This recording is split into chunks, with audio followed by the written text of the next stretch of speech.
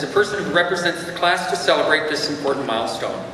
Hamish is a friendly, enthusiastic, well-rounded student who is respected by his teachers and peers. Please welcome Hamish Hutchison-Poyntz as the valedictorian of the class of 2017.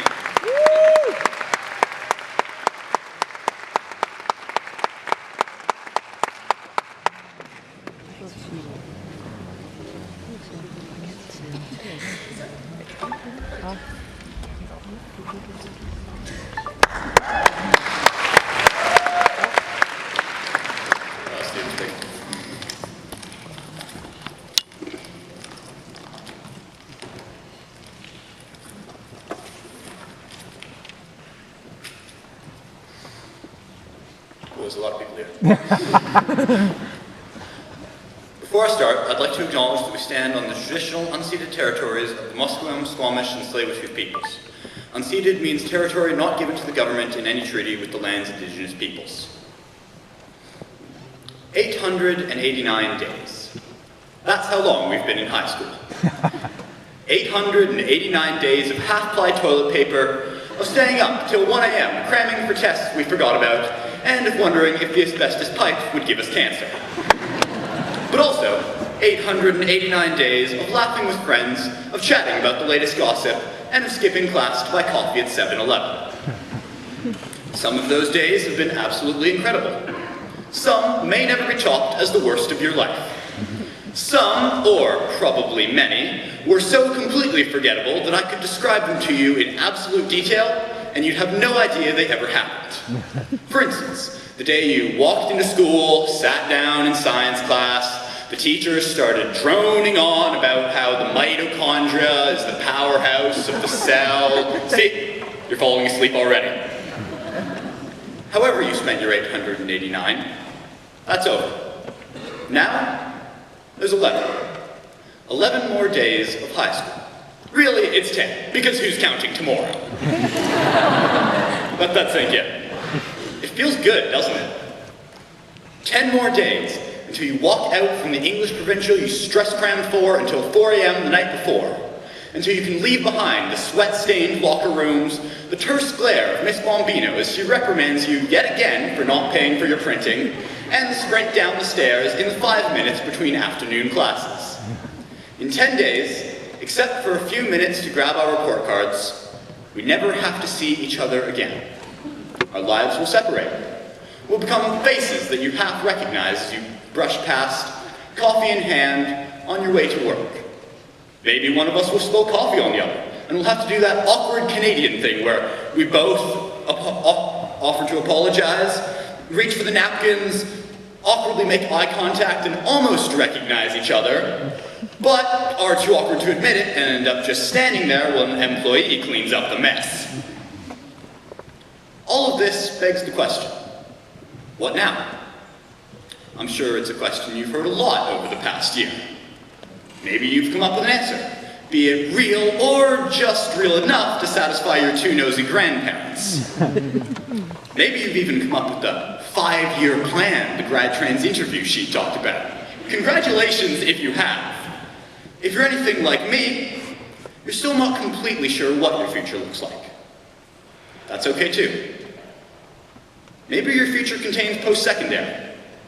Endless coffees and 5-hour energy drinks await, but also the discovery of a new passion that could define you. Or maybe you'll travel. You'll discover exactly what those tropical diseases feel like. You'll also come back with enough stories to make any other life look boring by comparison. Maybe you'll go directly into work. You could stand or sit in a cubicle for hours on end, but you might also discover a new passion, or at least make enough money to keep those university students with student loans jealous for a long time. I'd love to say that we'll all become hugely rich, successful, and influential as adults. That we'll be NASA engineers, leading surgeons, global CEOs, famous celebrities, and world-shaping politicians. But let's be realistic for a second. We won't all be extraordinary. And I know all the parents in the audience are thinking, oh, but my child will be. Please, Keep on believing in them. Keep on encouraging them to follow their dreams. But remember, there are 100 other graduations happening out there today. Thousands more this month, hundreds of thousands this year. Each of those contains another 100, 200 students, maybe more. In this torrent of graduates, each of us is a drop in the midst of a Category 5 hurricane. But let's follow that raindrop. Watch it as it spit forth from the clouds, carried by wind down into the world. It splashes down into a field and buries itself in the earth. It worms its way to a seed, giving it the final spark to germinate. That seed pulls in droplet after droplet, slowly worming its way up out of the ground. Over years and years, it grows into a tree, only to be chopped down and made into logs that form the northwest corner of a new house. A family moves into the house, and the parents open up a cafe down the street, which becomes known for its excellent lemon squares. This spurs a new trend for lemon squares in the city, and which becomes global when it moves onto Instagram. You're probably wondering what any of this has to do with you. After all, you're not a raindrop, or a tree, or a house, or a lemon square, so far as I know. But like the raindrop, our actions all have consequences far beyond what we ever see. Every small choice, impossibly irrelevant as it may seem in the endless unknown of the universe, exists. It ripples outward with a domino effect of consequences adjusting everything around them. The differences without them might be small, but they're there. So yes, we won't all be famous. Maybe we won't end up in the pages of history. We won't necessarily set the latest hashtags, rewrite the rules of physics, or revolutionize technology. But our actions will have consequences. We will spray raindrops, whether they make trees in the Amazon swell the oceans or simply make puddles, jumped in by a child wearing a yellow raincoat. With enough raindrops, perhaps we can reshape mountains. Our 889 days are over. My thanks to the teachers whose lessons had consequences of all kinds. Thank you to the staff whose work, both seen and unseen, has let us have these past 5 years. Thank you to our parents and guardians for putting up with us, even when we weren't the easiest to deal with, especially when we were impossible. And thank you so very, very much to my fellow students for keeping these years ever entertaining. Now, we've reached the final 10 days. The immediate consequences of these are final exams and projects. How these impact our future? Only time will tell. Just like the consequences of the next 889 days, and the 889 after that, and the 889 after that, and after, stretching away into infinity. My name is Hamish. I have guesses as to what the consequences of my past and future actions might be, but I'm as blind as the rest of you.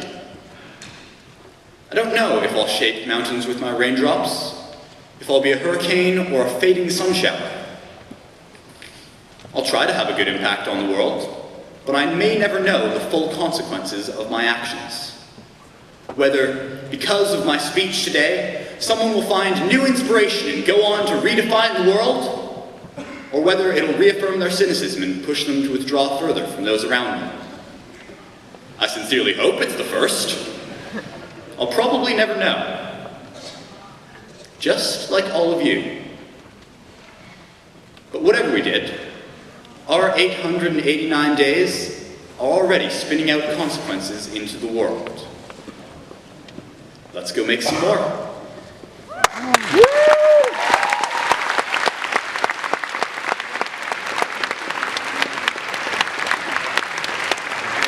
Hamish is outstanding. You've confirmed the choice of your peers and the staff. On behalf of the school, I'd like to present you with the Valedictorian's plaque to remember this occasion and how you were honored, or how you honored the graduating class of 2017. Thank you.